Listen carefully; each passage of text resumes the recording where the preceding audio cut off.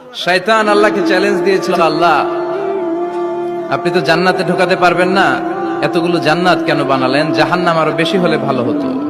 আল্লাহ বললেন কেন? শয়তান বলে, আল্লাহ এই সবগুলারে আমি ওয়াসওয়াসা দিয়ে মুনাফিক বানিয়ে নাস্তিক বানিয়ে জাহান্নামে ঢুকাবো।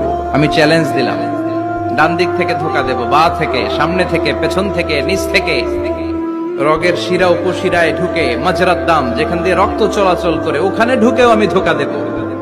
আপনি জান্নাতে ঢুকাবেন কেনমে?